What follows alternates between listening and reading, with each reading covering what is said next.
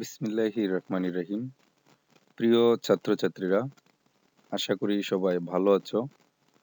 মহামারী কোভিড-19 জন্য দীর্ঘদিন যাবৎ তোমাদের সাথে আমাদের স্বাভাবিক ক্লাস কর্মসূচি হচ্ছে না, তাই অনলাইনে ক্লাস কর্মসূচির আয়োজন করা হয়। তো আজকের অনলাইন ক্লাসে সংশ্লিষ্ট সবাইকে স্বাগত জানাচ্ছি।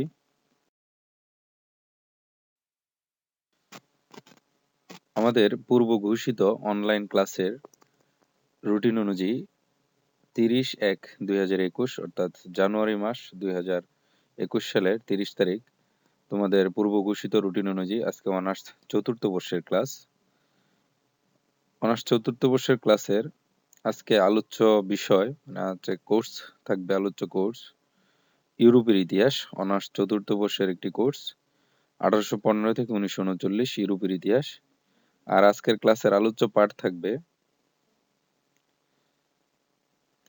ফেসিবাদ কি, ইতালিতে ফেসিবাদ উত্থানের কারণ। তাহলে অনার্স চতুর্থ বর্ষের আজকের ক্লাসের আমার আলোচ্য টপিকটি হচ্ছে ফেসিবাদ মানে ফেসিজম। ফেসিবাদ কি আর ইতালিতে ফেসিবাদ উত্থানের কারণ। এই টপিকটি তোমাদের জাতীয় বিশ্ববিদ্যালয়ের সামনে অনুষ্ঠিত পরীক্ষায়, ফাইনাল পরীক্ষা অনুষ্ঠিত হবে। কোভিড-19 পরিস্থিতি স্বাভাবিক হওয়া মাত্রই তোমরা নিশ্চয় অবগত আছো, আমাদের জাতীয় বিশ্ববিদ্যালয়ের স্থগিতকৃত পরীক্ষা অনার্স চতুর্থ বর্ষের পরীক্ষা শুরু হয়েছে। মাস্টার্স পরীক্ষার রুটিন দেওয়া হয়েছে। অনার্স ফার্স্ট ইয়ার পরীক্ষা মডেল টেস্ট হবে অনলাইনে, তারপর সেকেন্ড ইয়ারও অনলাইনে মডেল টেস্ট হওয়ার পরে ফর্ম ফিল আপ এবং খুব শীঘ্রই পরীক্ষা হবে। এরই ধারাবাহিকতায় তোমাদেরও পরীক্ষা হয়ে যাবে। সো সময় নষ্ট না করে তোমার অনার্স চতুর্থ বর্ষের ইউরোপের ইতিহাস কোর্সের প্রস্তুতির জন্য আজকের এই টপিকটি অনেক গুরুত্বপূর্ণ। তাই এই ক্লাসে অনার্স চতুর্থ বর্ষের শিক্ষার্থীদের শুরু থেকে শেষ পর্যন্ত সকলেরই মনোযোগ প্রত্যাশা করছি। এই ক্লাস পরিচালনায়, আজকের এই চতুর্থ বর্ষের ক্লাস পরিচালনায় রয়েছে আমি আবুল বাশার, বিসিএস সাধারণ শিক্ষা প্রভাষক, ইতিহাস বিভাগ, আনন্দমোহন কলেজ, ময়মনসিংহ। আমি আবারও বলছি, তোমার পরীক্ষার প্রস্তুতি নিতে এই ক্লাসটি, চতুর্থ বর্ষের ইউরোপের ইতিহাস কোর্সের এই ক্লাসটি খুবই গুরুত্বপূর্ণ, তাই সকলের মনোযোগ প্রত্যাশা করছি। ক্লাসের শুরুতেই আমাদের যে দুটি টপিক, একটা হচ্ছে ফেসিবাদ কি আর একটা হচ্ছে ইতালিতে ফেসিবাদ উত্থানের কারণ। তাহলে আমরা প্রথমে ফেসিবাদ কি বিষয়টা দেখে নিব। ফেসিবাদ বিষয়টা আসলে কি? ফেসিবাদ ইংরেজি মানে ফেসিজম হচ্ছে রেডিক্যাল কর্তৃত্বমূলক জাতীয়তাবাদের একটি রূপ। অর্থাৎ ফেসিজম হচ্ছে রেডিক্যাল কর্তৃত্বমূলক জাতীয়তাবাদের একটি রূপ, যা বিংশ শতাব্দীর শুরুর দিকে, অর্থাৎ বিংশ শতাব্দী মানে 1901 সাল, 1901 থেকে শুরু বিংশ শতাব্দীর শুরুর দিকে ইউরোপে খুব জনপ্রিয়তা লাভ করে। প্রথম বিশ্বযুদ্ধের পর ইতালিতে ফেসিবাদ উৎপত্তি লাভ করে জাতীয় সিন্ডিক্যালবাদ দ্বারা প্রভাবিত হয়। অর্থাৎ প্রথম বিশ্বযুদ্ধের পর ইতালিতে ফেসিবাদটা উৎপত্তি লাভ করে। ইতালিতে 1919 খ্রিস্টাব্দ থেকে 1945 খ্রিস্টাব্দ পর্যন্ত বেনিটো মুসোলিনি ফেসিমো নামে যে মতাদর্শ ও আন্দোলন সূত্রপাত ও প্রচলন করেন, তার ইংরেজি প্রতিশব্দ হলো ফেসিজম। ফেসিজম তাহলে হচ্ছে ইংরেজি, বাংলা হচ্ছে ফেসিবাদ। আর এটা ইতালিতে প্রথম বিংশ শতাব্দীর শুরুর দিকেই একটা ফেসিবাদ ইতালিতে খ্যাতি উৎপত্তি লাভ করে। আর এটা 1919 থেকে 1945 পর্যন্ত বেনিতো মুসোলিনি ফেসিজমের উদ্ভাবক, এবং এটা একটা মতাদর্শ।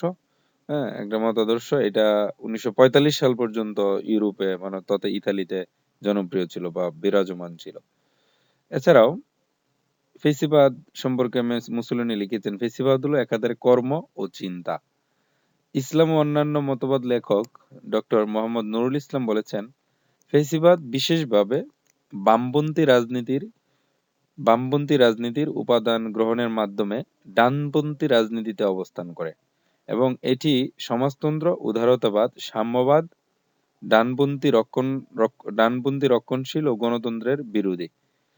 উনি বলেছে যে ফেসিবাদটা হচ্ছে বামপন্থী রাজনীতির উপাদান গ্রহণ করে। বামপন্থী মানে কমিউনিস্ট রাজনীতির উপাদান গ্রহণের মাধ্যমে ডানপন্থী রাজনীতিতে অবস্থান গ্রহণ করে। এটা ছিল সমাজতন্ত্র, উদারতাবাদ, সাম্যবাদ, ডানপন্থী, রক্ষণশীল বা গণতন্ত্রের বিরোধী। কতিপয় স্বব্যাখ্যাত ফ্যাসিবাদী ও কিছু মন্তব্যকারীরা বলেছেন নুরুল ইসলামের এই যে উপরের বিবরণটা, যেটা বামপন্থী রাজনীতির উপাদান গ্রহণের মাধ্যমে ডানপন্থী রাজনীতিতে অবস্থান গ্রহণ করে, এটা যথার্থ নয়, মানে উপরের বিবরণটা যথার্থ নয়। ফ্যাসিবাদ বলছেন, মানে তারা বলেছেন ফ্যাসিবাদ মূলত রাষ্ট্রের সকল মানুষকে একাত্ম করে একটি অভ্যুত্থানের মাধ্যমে ফ্যাসিবাদী রাষ্ট্র প্রতিষ্ঠা করে। ফ্যাসিবাদী রাষ্ট্র প্রতিষ্ঠা করে সকল মানুষকে একাত্ম করে একটি অভ্যুত্থানের মাধ্যমে। এছাড়াও এই কাজে তারা নির্ভর করে একটি বিশেষ বাহিনী, অর্থাৎ রাষ্ট্রের সকল জনগণকে একাত্ম করার জন্য নির্ভর করে একটা বিশেষ বাহিনী বা গোষ্ঠীর উপর, যারা পূর্বে রাজনৈতিক অঙ্গনে ততটা প্রভাবশালী ছিল না। যাদের এই আন্দোলনে সবচেয়ে বেশি ভূমিকা থাকে, তারাই পরবর্তীকালে রাষ্ট্র নেতৃত্বে অগ্রণী দায়িত্ব নেয়। সেই রাষ্ট্র তখন প্রাথমিকভাবে রাজনৈতিক সহিংসতা, যুদ্ধ ও সাম্রাজ্যবাদকে অনুমোদন দেয় এবং রাষ্ট্রের মতে নতুনভাবে রাষ্ট্র গঠনের জন্য এগুলো মৌলিক বিষয়। এছাড়াও ফ্যাসিবাদী মতাদর্শ অনুযায়ী উচ্চবিত্ত বা প্রভাবশালী রাষ্ট্রের উচিত অন্য দুর্বল বা যাদের অর্থনীতি তেমনটা মজবুত নয় এমন রাষ্ট্র বা জাতিকে দখল করে স্থানচ্যুত করা। বেশিরভাগ ক্ষেত্রে ফ্যাসিবাদীরা অন্য সংস্কৃতির প্রতি অশ্রদ্ধাশীল হয়ে থাকে এবং জাতি ও সংস্কৃতিকে সর্বশ্রেষ্ঠ মনে করে, অর্থাৎ অন্য সংস্কৃতির প্রতি অশ্রদ্ধাশীল থাকে, মানে শ্রদ্ধা পোষণ করে না, নিজের জাতি বা সংস্কৃতিকে সর্বশ্রেষ্ঠ মনে করে। দেশের সকল শ্রেণীর মানুষকে একাত্ম করায়, অর্থাৎ শ্রেণী বিভাজন দূর করে রাষ্ট্র পরিচালনা করাই ফ্যাসিবাদের মূল লক্ষ্য। হ্যাঁ, মানুষকে একাত্ম করা অর্থাৎ ইউনিটি প্রতিষ্ঠা করা, শ্রেণী বিভাজন মানে ক্লাসিফিকেশন, সোশ্যাল ডিসক্রিমিনেশন গুলো দূর করে রাষ্ট্র পরিচালনা করে ফ্যাসিবাদের লক্ষ্য। অনেক বিশ্লেষকের মতে ফ্যাসিবাদ পুঁজিবাদ ও সাম্যবাদের মাঝখানে অবস্থিত, অর্থাৎ ক্যাপিটালিজম আর সাম্যবাদের মাঝখানে অবস্থিত বা তৃতীয় অবস্থান বলেও উল্লেখ করেছেন। ফ্যাসিবাদী অর্থনীতি স্বনির্ভরতার উপর গুরুত্ব দেয়। ফ্যাসিবাদী অর্থনীতিটি কি স্বনির্ভরতা অর্থাৎ আত্মনির্ভরতার উপর গুরুত্ব দেয়। বেশিরভাগ ক্ষেত্রে ফ্যাসিবাদী সরকার সামরিকায়নিত হয় বা সামরিক বাহিনীর উপর অতি নির্ভর ও আস্থাশীল হয়। বেশিরভাগ ক্ষেত্রে ফ্যাসিবাদী সরকার কি হয়, সামরিকায়নিত অর্থাৎ মিলিটারির আশ্রয়ে থাকে বা সামরিক বাহিনীর উপর অতি নির্ভর বা আস্থাশীল হয়ে থাকে। এছাড়া ইতালির জাতীয় শ্রমিক আন্দোলন জাতীয়তাবাদ থেকে ফ্যাসিবাদের উত্থান। তাহলে কি থেকে উত্থান? ইতালিতে ফ্যাসিবাদটা জাতীয় শ্রমিক আন্দোলন জাতীয়তাবাদ থেকে উত্থান হয় ফ্যাসিবাদের। দ্বিতীয় বিশ্বযুদ্ধের পরবর্তী সময়ে কোনো রাজনৈতিক দলই খোলাখুলিভাবে নিজেদের ফ্যাসিবাদী বলে দাবি করতে চায় না। অর্থাৎ দ্বিতীয় বিশ্বযুদ্ধের পরবর্তী সময়ে কোনো রাজনৈতিক দলই খোলাখুলিভাবে নিজেদের ফ্যাসিবাদী বলে দাবি করতে চায় না। এখন সাধারণত রাজনৈতিক দলগুলো বিরোধী দলের প্রতি ঘৃণা বা রাগ প্রকাশের জন্য এই শব্দ ব্যবহার করে। হ্যাঁ, নিজেদের ফ্যাসিবাদী বলে দ্বিতীয় বিশ্বযুদ্ধের পরে আর মানে কোনো রাজনৈতিক দলই খোলাখুলিভাবে ফ্যাসিবাদী দাবি করে না। কিন্তু এখন সাধারণত কি রাজনৈতিক দলগুলো বিরোধী দলের প্রতি বা মানে যে রাজনৈতিক দলগুলো বিরোধী দলের প্রতি ঘৃণা বা রাগ প্রকাশের জন্য এই শব্দ ব্যবহার করে থাকে, ফ্যাসিবাদ শব্দটা। ফ্যাসিবাদী রাষ্ট্রনায়কদের মধ্যে জার্মানির অ্যাডলফ হিটলার এবং ইতালির বেনিতো মুসোলিনি উল্লেখযোগ্য। আমরা জানি জার্মানির একজন এরকম এরকম মতাদর্শ সম্পন্ন নেতা যিনি নাৎসিবাদের প্রবক্তা ইতালিতে, জার্মানিতে অ্যাডলফ হিটলার। আবার ইতালির বেনিতো মুসোলিনি এরকম ফ্যাসিবাদী রাষ্ট্রনায়ক পৃথিবীতে আলোচিত রয়েছেন। এছাড়াও ফ্যাসিবাদী গোষ্ঠী জনগণের সামনে কি করে সোনালী অতীতের গল্প হাজির করে, মানে ফিউচারে মানে ফার্স্টে মানে কোন দেশের অতীতে কি ছিল সোনালী অধ্যায়গুলো গল্প হাজির করে এবং জাতিকে সেই সোনালী অতীতের মতো উজ্জ্বল ভবিষ্যতের স্বপ্ন দেখা, যে অতীতে আমাদের এত ভালো ছিল, এত সুনাম ছিল, এত খ্যাতি ছিল, এগুলোর উজ্জ্বল স্বপ্ন দেখায়। ফ্যাসিবাদের মূল সুবিধাভোগী হয় শক্তিশালী গোষ্ঠীগুলো মূল সুবিধাভোগী হয় এবং সিভিল সার্ভিস ও সামরিক আমলারা বেশি সুবিধা পেয়ে থাকে। ফ্যাসিবাদ যখন নিরাপদ ও শক্তিশালী অবস্থানে উপনীত হয় তখন নাগরিক ও সামরিক প্রশাসন কোনো একটি রাজনৈতিক দলকে ক্ষমতায় বসায় এবং রক্ষা করে, এ উদ্দেশ্যে যে রাজনৈতিক গোষ্ঠীগুলো তাদের সমস্ত কর্মকাণ্ডের আইনগত, রাজনৈতিক ও ভাবাদর্শগত বৈধতা দিবে। অর্থাৎ ফ্যাসিবাদ যখন একটা নিরাপদ এবং শক্তিশালী অবস্থানে উপনীত হয় তখন নাগরিক ও সামরিক প্রশাসন কি করে কোনো একটা রাজনৈতিক দলকে ক্ষমতায় বসায় এবং এই দলকে একটা রক্ষা মানে ক্ষমতায় বসে তাদেরকে রক্ষা করার চেষ্টা করে। উদ্দেশ্য এটাই যে রাজনৈতিক গোষ্ঠী তাদের সমস্ত কর্মকাণ্ডের আইনগত, রাজনৈতিক ও ভাবাদর্শগত বৈধতা দিবে। তাহলে আমরা ফেসিবাদ কি একটা মোটামুটি ভালো একটা ধারণা পেলাম। প্রিয় শিক্ষার্থীরা, তোমরা এই আলোচনাটা এবং আমার এই ক্লাসের যে স্লাইড গুলোতে যে লেখাগুলো রয়েছে এগুলোর অনুকরণে একটা ভালো প্রস্তুতি নিতে পারবা ফেসিবাদ সম্পর্কে ধারণা নেওয়ার জন্য।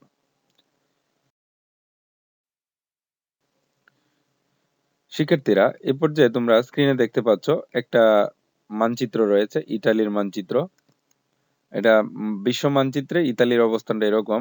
ইতালি বেশ কিছু আলোচিত শহর Milan, Venice, Florence, Rome, Naples, Palermo, এই যে ইতালির মানচিত্র এটা। হ্যাঁ, অনেকটা বুটের আকৃতির, জুতার আকৃতির মতো ইতালির মানচিত্রটা। আর নিচে রয়েছে দুইটা ছবি। এখানে বাম পাশে যে ছবিটা রয়েছে, বাম পাশের ছবিটাতে দুইজন ব্যক্তি, সবার বামে যে রয়েছে বেনিতো মুসোলিনি, যিনি ইতালিতে ফেসিবাদ প্রতিষ্ঠা করেন এবং বিশ্বের কর্তৃত্ববাদী শাসকদের মধ্যে ডিক্টেটরশিপ শাসকদের মধ্যে অপর একজন ব্যক্তি, যিনি ডান পাশে, উনি হচ্ছেন অ্যাডলফ হিটলার, জার্মানিতে নাৎসিবাদ প্রতিষ্ঠা করে, অর্থাৎ ফেসিবাদী আদর্শের মতো আরেকটা আদর্শ নাৎসিবাদ। বলা যায় ফেসিবাদ এবং নাৎসিবাদ একই মুদ্রার এপিঠ-ওপিঠ, অর্থাৎ নাম শুধু ভিন্ন কিন্তু কাজে কর্মে একই রকম। এই যে বেনিতো মুসোলিনি ইতালিতে ফেসিবাদ প্রতিষ্ঠা করে আর অ্যাডলফ হিটলার জার্মানিতে নাৎসিবাদ প্রতিষ্ঠা করে।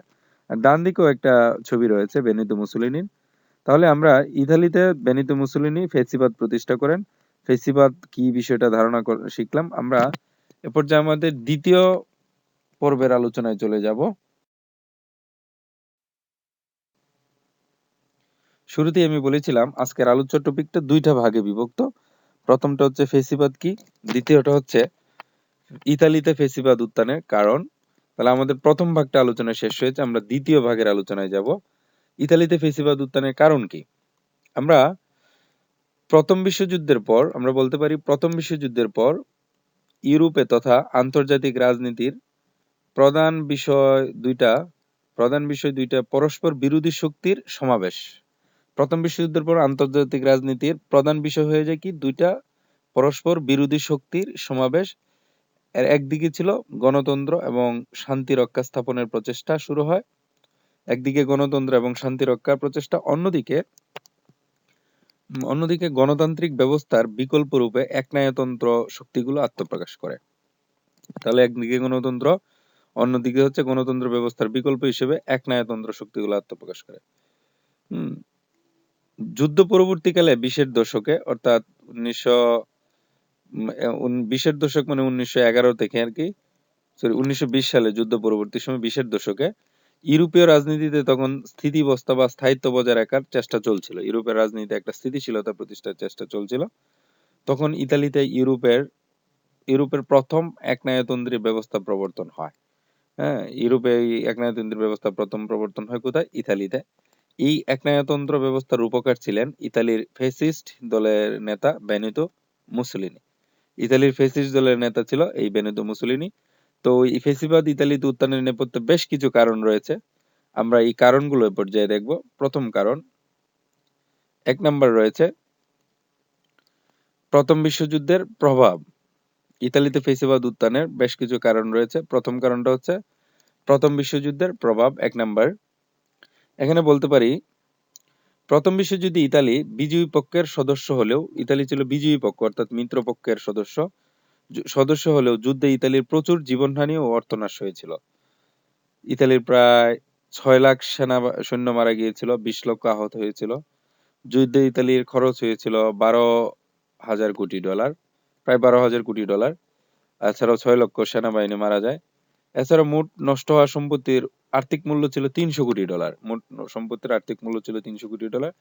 তবু ইতালিকে ভার্সাই সন্ধির দ্বারা, মানে প্রথম বিশ্বযুদ্ধের পর যে একটা চুক্তি স্বাক্ষরিত হয় প্যারিস শান্তি সম্মেলনে, ইতালির এত ক্ষতি হয়েছে কিন্তু ভার্সাই সন্ধির দ্বারা তার প্রাপ্য পুরস্কার থেকে, মানে ইতালির প্রাপ্য পুরস্কার থেকে বঞ্চিত করা হয়। আমরা জানি প্যারিস শান্তি সম্মেলনে সবগুলো দেশে বিজয়ী পক্ষ কোনো না কোনো সুবিধা পেয়েছে, কিন্তু ইতালি সম্পূর্ণ হতাশ হয়ে ফিরে যায়। আফ্রিকায় অবস্থিত জার্মান উপনিবেশগুলো ইতালিকে দেওয়া হয়নি। এছাড়া উল্টো ইতালিকে আলবেনিয়া থেকে সেনাবাহিনী প্রত্যাহার করে নিয়ে আলবেনিয়াকে স্বাধীনতা প্রদান করতে হয়।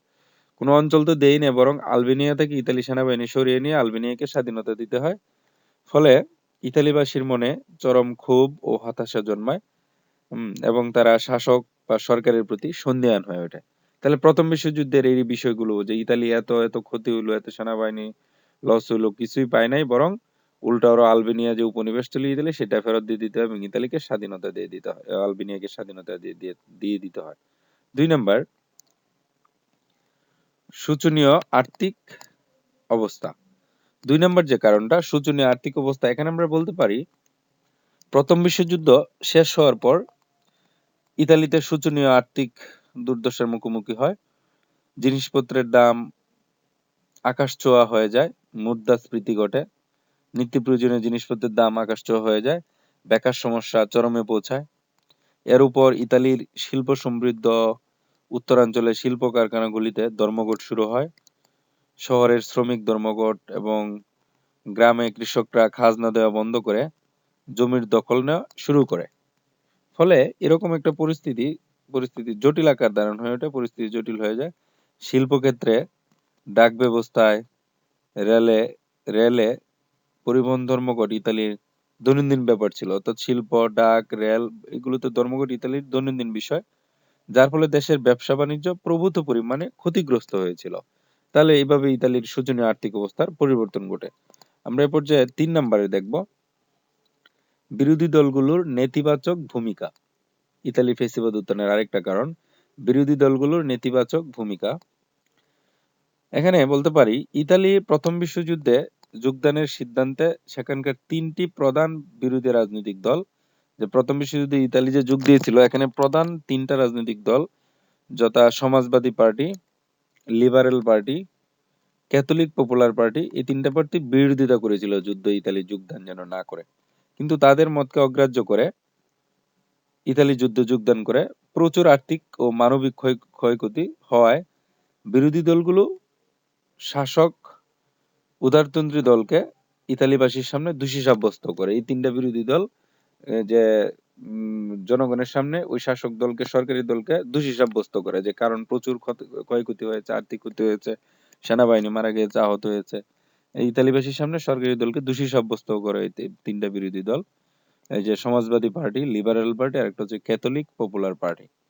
তাদের এই ভূমিকায় নতুনভাবে ইতালিবাসীর বাঁচার পথ অনুসন্ধান করে, যে বিরোধী দল যে সরকারি দলকে দোষারোপ করে, ইতালিবাসীর মনে নতুনভাবে বেঁচে থাকার একটা আস্থা খুঁজে পায় বিরোধী দলগুলোর প্রতি। 4 নাম্বার, সরকারি অক্ষমতা। এখানে বলতে পারি শাসক উদারতন্ত্রী দল ইতালিবাসীর কাছে অপরাধী রূপে চিহ্নিত হয়। এই যে বিরোধী দলের এই ভূমিকায় শাসক দল জনগণের কাছে অপরাধী রূপে চিহ্নিত হয়। বিভিন্ন দলগুলোর মধ্যে সংঘাত, গণতান্ত্রিক ঐতিহ্যের প্রতিষ্ঠা, স্বচ্ছ প্রশাসনিক ব্যবস্থা প্রচলন ইত্যাদিতে ব্যর্থ হয় শাসক গোষ্ঠী জনমানুষের দ্রুত জনপ্রিয়তা হারাতে শুরু করে। হ্যাঁ, এগুলোতে শাসক গোষ্ঠী জনগণের কাছে দ্রুত জনপ্রিয়তা হারাতে শুরু করে। 1919 থেকে 1922 খ্রিস্টাব্দের মধ্যে 6 বার, 1919 থেকে 1922 অর্থাৎ এই 4 বছরে 6 বার মন্ত্রিসভার পরিবর্তন ঘটিয়ে শাসক দল ইতালিবাসীর মন জয় করতে ব্যর্থ হয়। 6 বার মন্ত্রিসভা পতন ঘটে 3 বছরে। ফলে ইতালিতে নতুন এক দলের উত্থানের পথ প্রশস্ত হয়। যেহেতু শাসক দল বারবার ব্যর্থ হচ্ছে জনগণের মধ্যে জনপ্রিয়তা পুনরুদ্ধার করতে, তো 6 বার মন্ত্রিসভা বদল করে 1919 থেকে 1922 সালের মধ্যে বারবার ব্যর্থ হয়েছে। ফলে ইতালিতে নতুন এক দলের উত্থানের একটা পথ প্রশস্ত হয় এই বিষয়ের ফলে। 5 নাম্বার,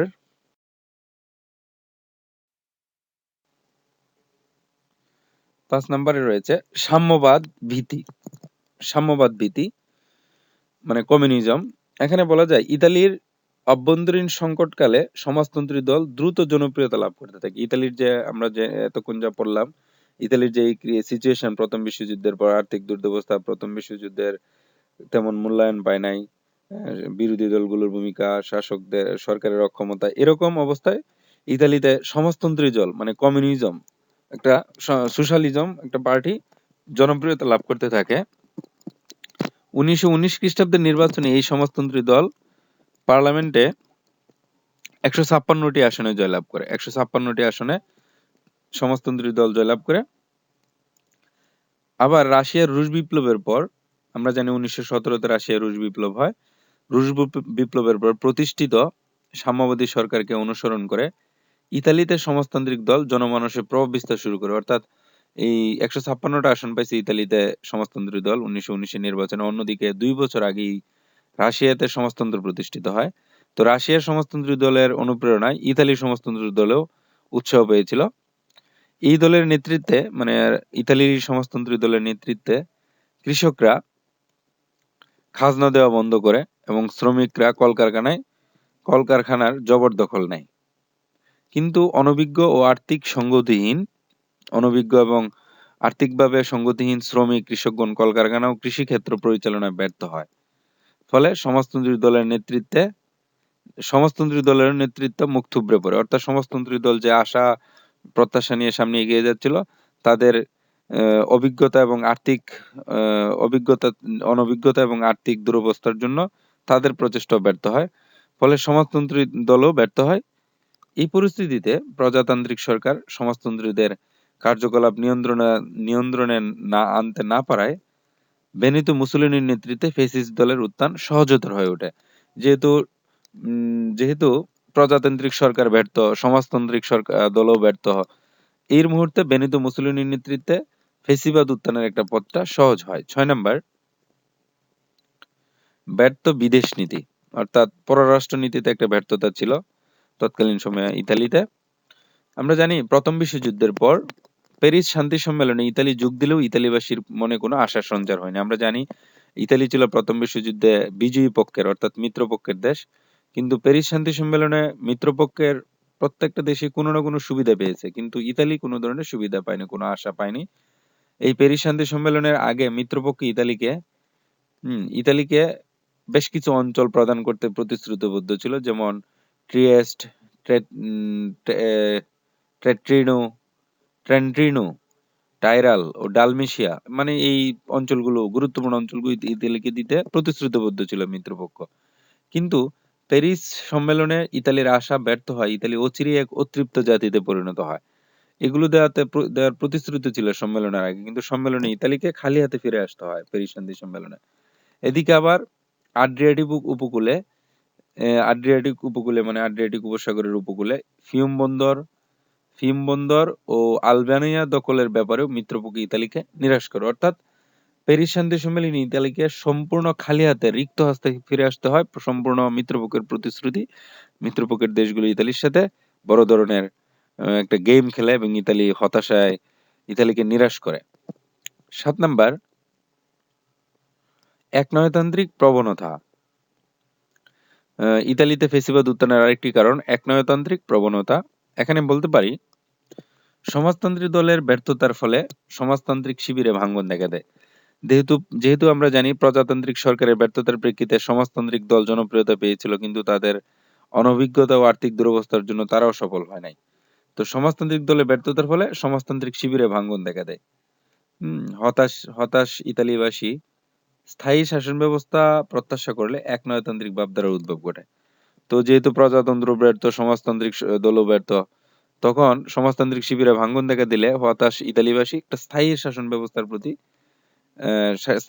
ব্যবস্থা প্রত্যাশা করলে একনায়কতান্ত্রিক ভাবধারার উদ্ভব ঘটে। ইতালিবাসী বিশ্বাস করতে শুরু করে যে একমাত্র একনায়কতান্ত্রিক সরকারের পক্ষে ইতালির যাবতীয় সমস্যার সমাধান করা সম্ভব, যে ডিক্টেটরশিপের অধীনে ইতালির যাবতীয় সমস্যার সমাধান করা সম্ভব। ইতালিবাসীর এই মানসিক অবস্থার সদ্ব্যবহার করে মুসোলিনি ফ্যাসিবাদের উত্থান ঘটান। বেনিতো মুসোলিনি এই মেন্টাল সিচুয়েশনটাই, যে প্রজাতন্ত্র ব্যর্থ, সমাজতন্ত্র ব্যর্থ, এখন একমাত্র একনায়কতন্ত্রই পারে আমাদেরকে উদ্ধার করতে, মুক্ত করতে, এই সুযোগটাই বেনিতো মুসোলিনি কাজে লাগিয়ে ইতালিতে ফ্যাসিবাদ প্রতিষ্ঠা করে। 8 নাম্বার, মুসোলিনির প্রভাব।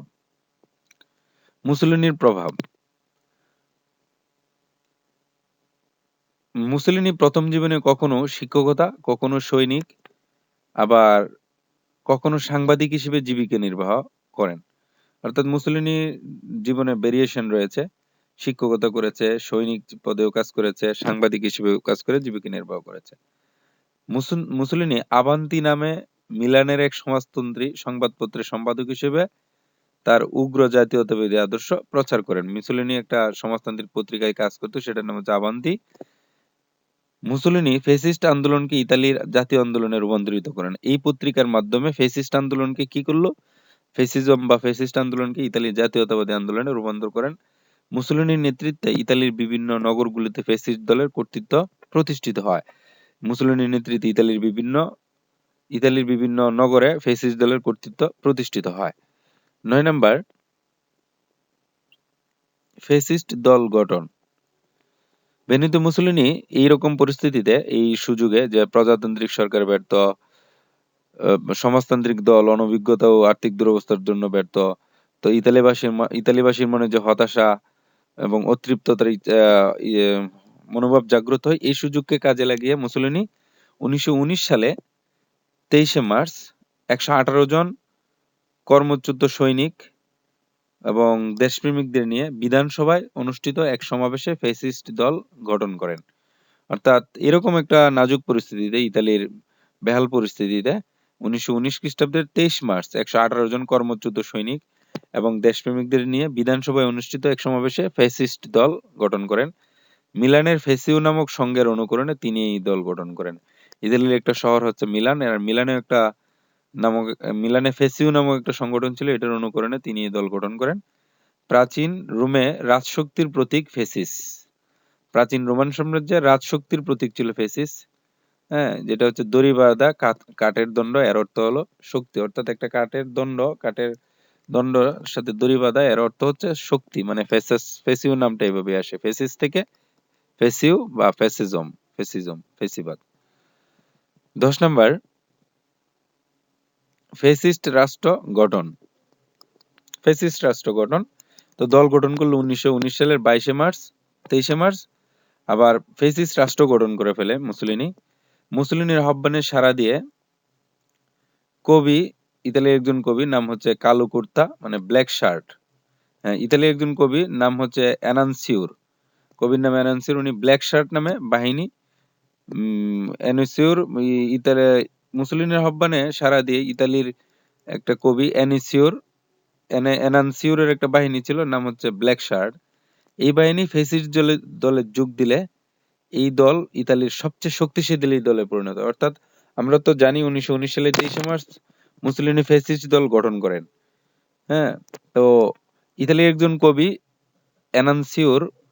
এনানসিওরের একটা বাহিনী ছিল ব্ল্যাক শার্ট। এই ব্ল্যাক শার্ট বাহিনী ফ্যাসিস্ট দলে যোগ দিলে ইতালির সবচেয়ে শক্তিশালী দলে পরিণত হয় কে? ফ্যাসিস্ট দল। মুসোলিনির ফ্যাসিস্ট দল এই তখন শক্তিশালী পরিণত হয় এই ব্ল্যাক শার্ট বাহিনী তার দলে যোগদানের ফলে।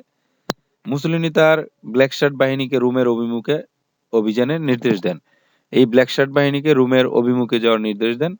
ইতালির রাজা তৃতীয় ভিক্টর, তৎকালীন সময়ে ইতালির রাজা ছিল তৃতীয় ভিক্টর ইমানুয়েল, বাধ্য হয়ে মুসোলিনিকে মন্ত্রিসভা গঠনের জন্য ডাকেন এবং মুসোলিনিকে প্রধানমন্ত্রী পদে নিয়োগ করেন।